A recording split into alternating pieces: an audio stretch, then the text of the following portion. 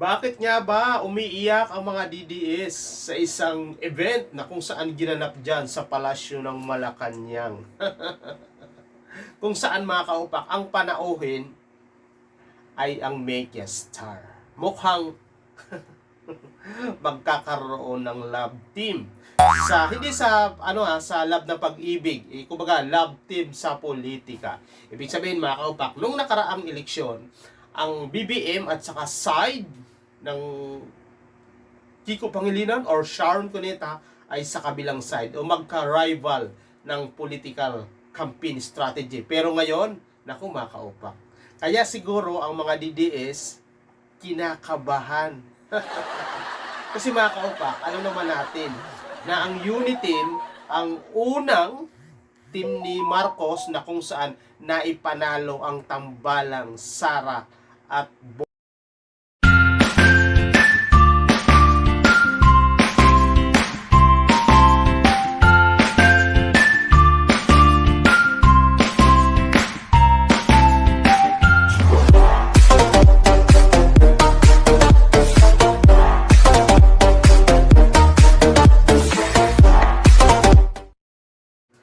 So mga kaupak, alam naman natin na ang politika walang permanenteng kaibigan.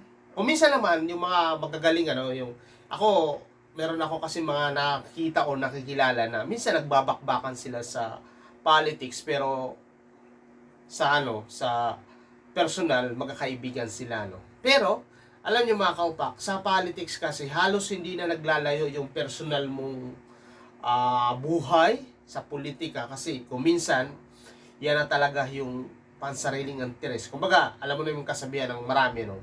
Walang permanenteng kaibigan sa politika, pero meron dyan yung permanenteng interes. Ngayon mga kaupak, alam natin na ang Marcos at saka side ng mga Cuneta ay talagang magkaibigan yan ng mga unang-unang paninuno nila, no?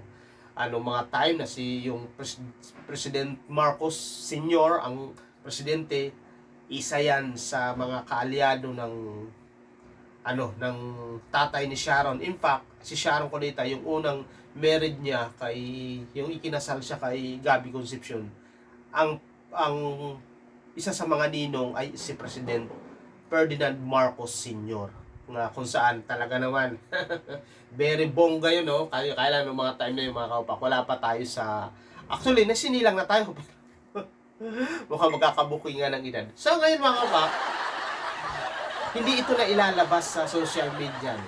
Pero syempre katulad ng sinasabi ko na ang politika walang permanenteng kaibigan, meron dyan permanenteng interest. Ngayon, nung nakaraang eleksyon mga kaupak,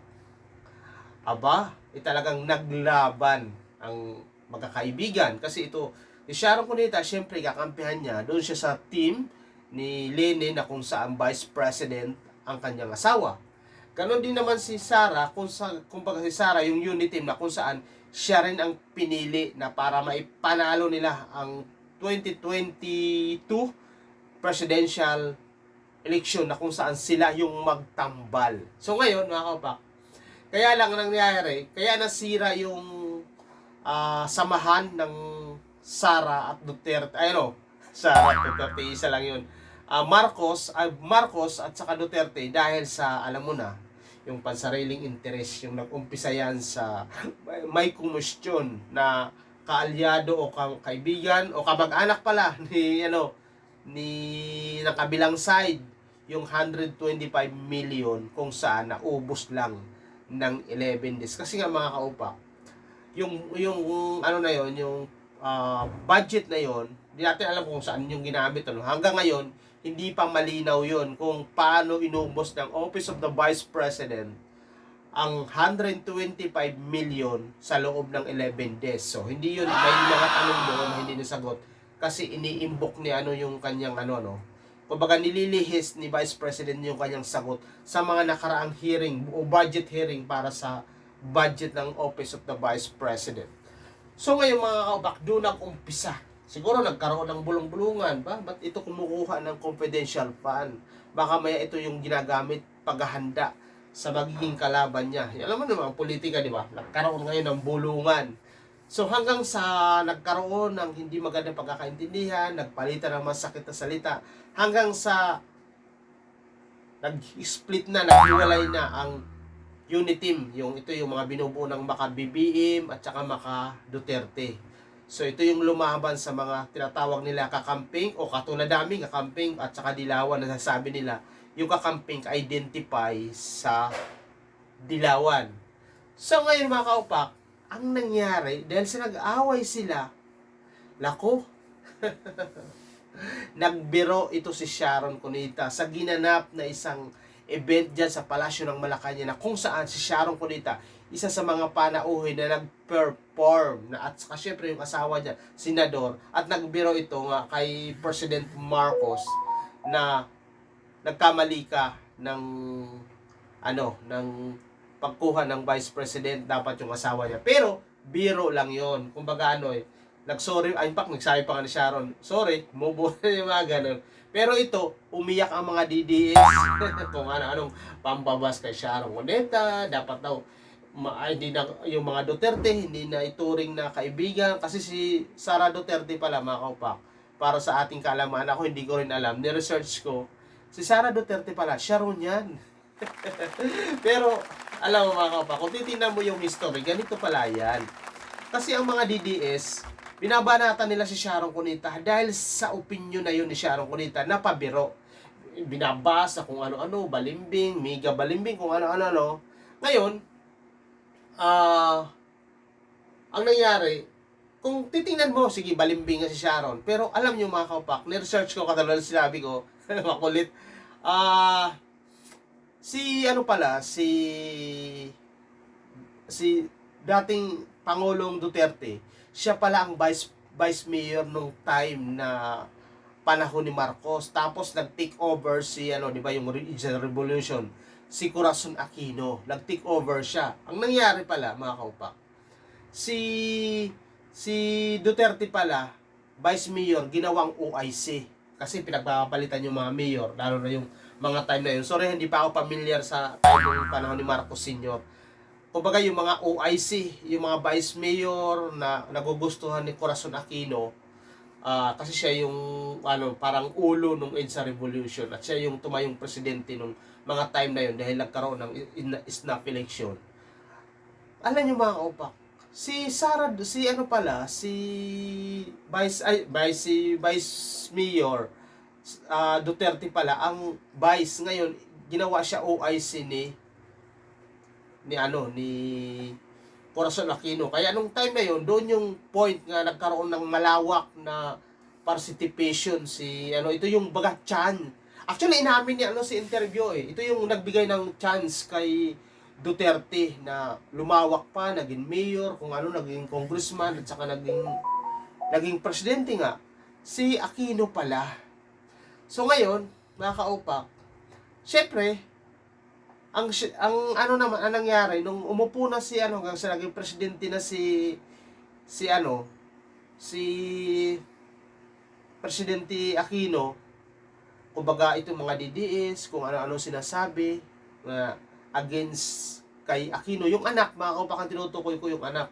Kasi nga, inililibing sa libingan ng mga bayani na kinukontra naman ito ng Aquino administration na kung saan nung time na yun ang anak na ang nakaupo. Pero syempre matigas si Duterte, parang lumalabas si Duterte walang utang na loob kasi siya pa yung gumawa ng paraan para mailibing sa libingan ng mga bayani ang Marcos na kung saan ayaw ng mga Aquino.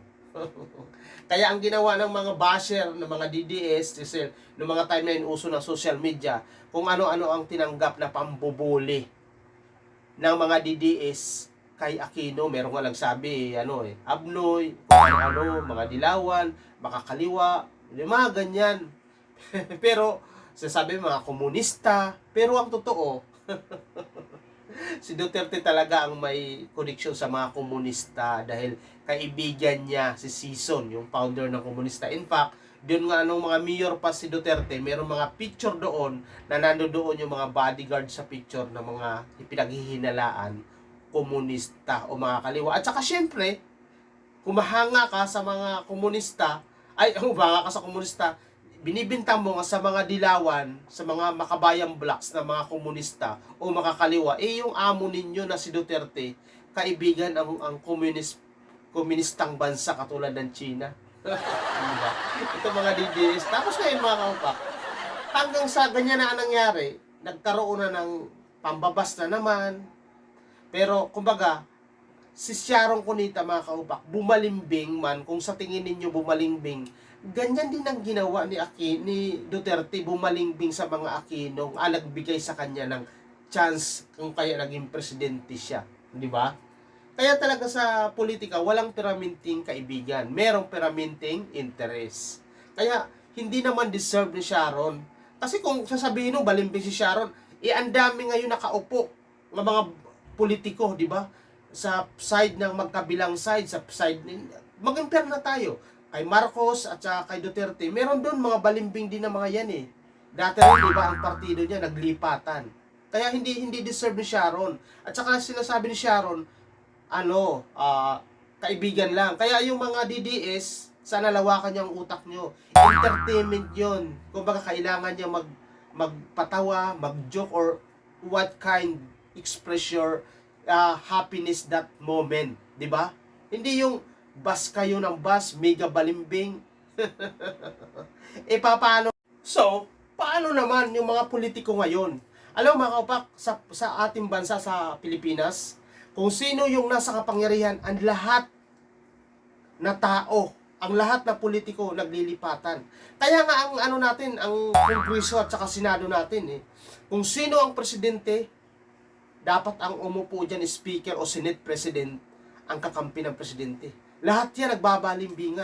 Kaya hindi deserve ni Sharon. Nasabihan ng mga DDS na may hina ang mga kukote na mega balimbing at kung ano-anong plastic na urukan. Hindi. Yung time na yon, kailangan mo mag-entertain, maging professional. Di ba? At saka sinabi naman niya, biro lang. Nagsorry pa nga si Sharon Cunita. Di ba? Pero, itong mga DDS na to, medyo i-upgrade naman yung quality ng iyong pag-iisip. Kaya mga kaupak, abangan natin ang napaka-exciting. Magsasanib ba ang mga kakamping at saka maka-BBM para tapatan si Sara Duterte na hanggang ngayon kiniklaim ng Maka Duterte o Maka Sara Duterte na ang bumoto kay 32 million. Totoo naman. Wala namang question doon. Kaya lang mga kaupak, sa palagay nyo, ang mga maka-BBM bubuto pa sa inyo? Hindi. Dahil ang mga maka-BBM nagalit na sa inyo. Dahil si Marcos, tinatawag nyo o kaya ng bangag or disrespect. Kaya yung mga yan, pag nagsanib, naku, mukhang tuluyan ng mawawala ang Duterte. Sa mga pak, Happy Valentine's na pala. Belated Happy Valentine's. Hanggang sa mabuti pa nga yung gadget, di ba? Yung gadget nag-upgrade. Pero sana itong mga DDS na to, mag-upgrade din sila ng kanilang utak. Kasi akalain nyo, ganyan ibabas yun, ibabas. Parang hindi naman yun, deserve. Kasi mga kaupak, alam nyo, sa totoo lang, kinakabahan ang mga DDS. Kasi kapag ang 32 million na bumoto ng Uniteam nung nakaraan na eleksyon, yung nagbuo ng Uniteam, kapag yan ay nahati, katulad ng kahit na hindi na mahati, mapunta kay Marcos, mga loyalista, at ang suporta niya ng Marcos na yan ay mapupunta sa magiging kalaban ni Sara Duterte, walang pag-asa. Mas malaki ang chance ng i-endorso ni Marcos ang chance na maging presidente. Kaya ganyan ang utak o mindset. Takot sila ang mga Duterte.